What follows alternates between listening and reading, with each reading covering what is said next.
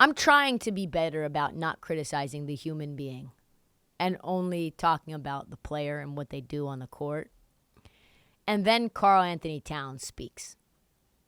And it's really hard for me to not eviscerate him for saying dumb shit, which he continues to do.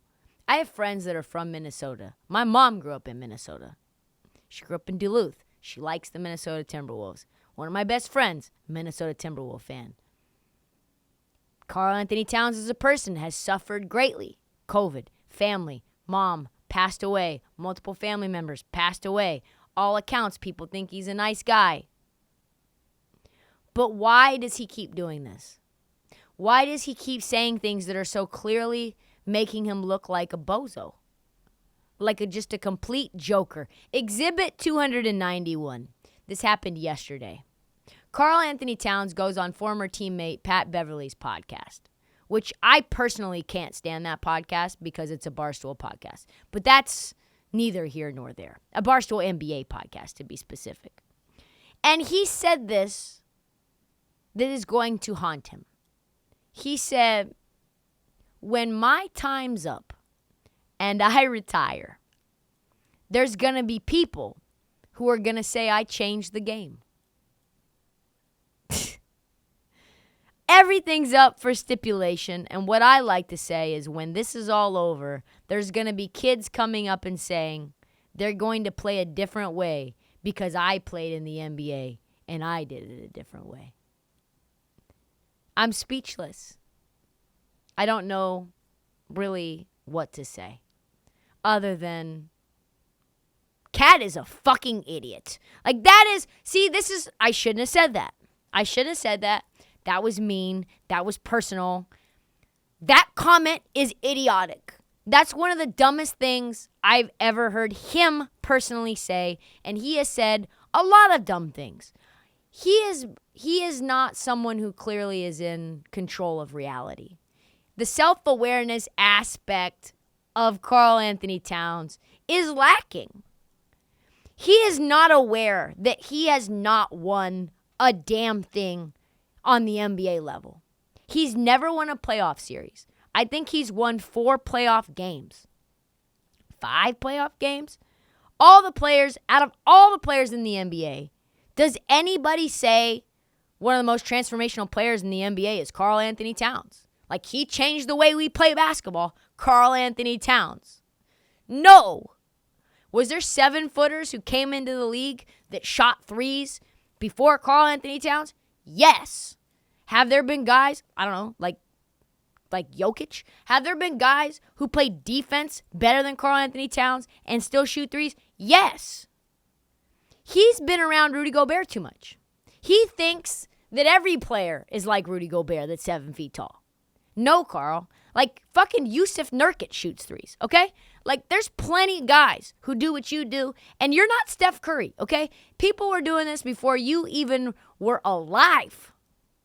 You're so not transformational. You get in foul trouble. You talk too much. You say things that get you in trouble. Your teammate, Jimmy Butler, one of the best, most clutch fourth quarter guys in playoff, I don't know, in our generation. They're calling him the second coming of Michael Jordan in the playoffs. That's how good he is. He wanted to get the fuck away from you. He's had a lot of opportunities. He's had a lot of opportunities for success. They put guys around him like Ant Edwards and Jimmy Butler, and you know what? This team just does not succeed. And you know what? His transformational ass will be transforming out of a Minnesota Timberwolves jersey and into another jersey before this offseason is up. It is very concerning to me. And he's getting brutalized, obviously, by everyone from Draymond Green to Tim Hardaway Sr. Draymond Green tweeted at Pat Bev, "Hey, Pat, when people come on your show, they change the game? I'm looking forward to it, man." Then Tim Hardaway Sr. decided to just absolutely obliterate Karl-Anthony Towns, pretty much saying what I think, which is, who are all these people saying that you changed the game? Who are they? Who are these kids that are going to come up to you? Who are these people who are going to say you changed the game with the way you played? First of all, you need to win playoff games.